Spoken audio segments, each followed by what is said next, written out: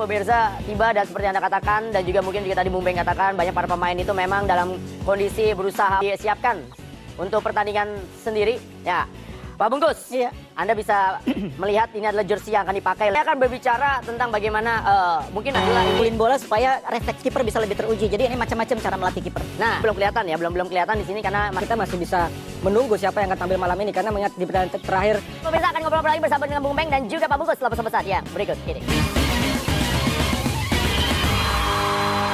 Membawa Indonesia lolos ke Piala Dunia.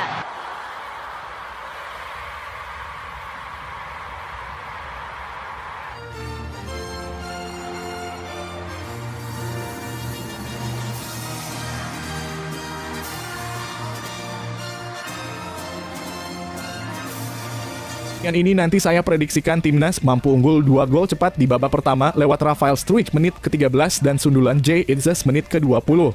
Mohon maaf jika nanti video di awal terpaksa saya akan hapus karena berpotensi kena larangan hak cipta. Dan informasi saja, kalian semua hanya bisa menyaksikan laga Timnas Indonesia versus Bahrain pada Kamis 10 Oktober 2024 mulai pukul 11 malam waktu Indonesia Barat di channel televisi RCTI. Dan pastinya bukan live di channel YouTube ini karena adanya larangan hak cipta. Baik, sekarang bagaimana menurut kalian siapakah yang akan memenangkan pertandingan tersebut? Apakah Timnas Indonesia dapat memenangkan laga tersebut atau tidak? Silakan komentarnya di bawah ini ya. Dan jangan lupa prediksi skornya juga. Terima kasih atas perhatiannya ya guys. Menghadapi Timnas Indonesia, pelatih Bahrain fokus persiapan pasca laga melawan Arab Saudi. Pelatih Bahrain menyusun strategi yang matang untuk 2 laga penting. Bagaimana mereka mempersiapkan diri menghadapi Timnas Indonesia setelah bertarung melawan Arab Saudi?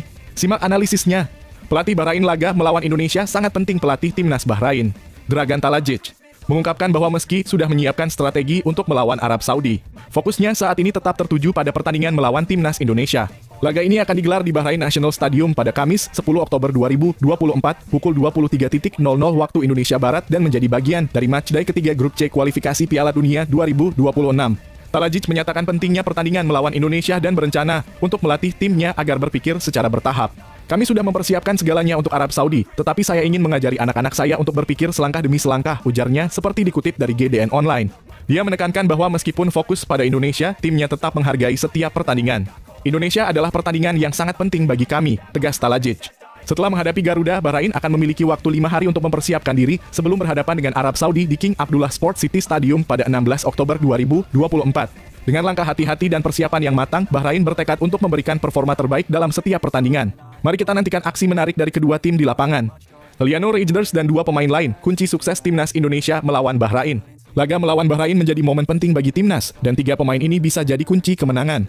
Apa yang bisa mereka tawarkan di lapangan? Temukan analisisnya di artikel ini. 3 pemain kunci Timnas Indonesia hadapi Bahrain. Timnas Indonesia akan bertanding melawan Bahrain pada Kamis malam dalam kurung 10 Oktober 2024 dengan target meraih poin maksimal. Pasukan Sintayong berangkat dengan semangat tinggi diperkuat oleh 27 pemain, termasuk 2 nama baru dari Liga Belanda, Mads Hilgers dan Eliano Reijnders.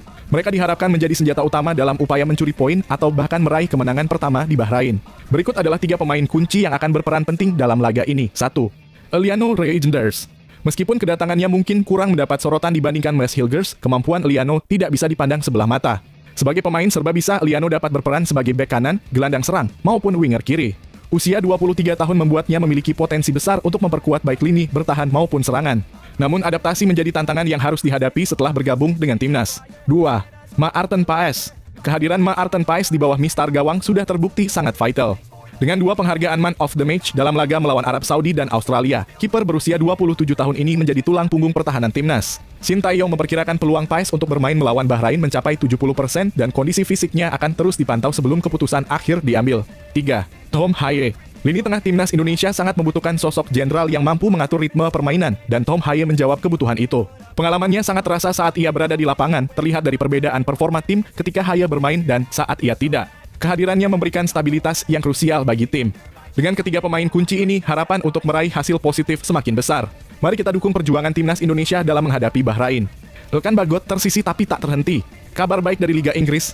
Meski langkahnya terhenti di timnas, Elkan Bagot menemukan kesempatan emas di liga teratas. Apa yang membuatnya tetap optimis dan bersemangat? Bacalah untuk menemukan inspirasinya.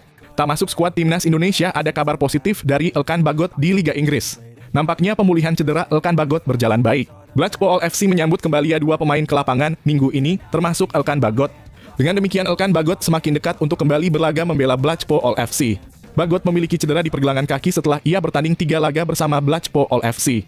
Pelatih Blackpool FC Steve Bruce memberikan perkembangan terkini terkait kondisi Elkan Bagot.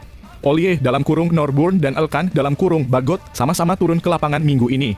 Jadi mereka akan berlari di sana dan mudah-mudahan kita dapat melihat mereka kembali ke skuad dalam beberapa minggu ke depan. Kita akan lihat bagaimana minggu depan berjalan, apakah mereka siap untuk mengikuti latihan yang sebenarnya rehabilitasi adalah kuncinya, kata Steve Bruce dikutip dari Blackpool Gazette. Elkan Bagot berada di Blackpool sebagai pemain pinjaman dari Ipswich Town. Ia menjalani peminjaman sampai Mei 2025. Bagot bergabung dengan Blackpool yang bermain di kasta ketiga Liga Inggris pada Agustus 2024.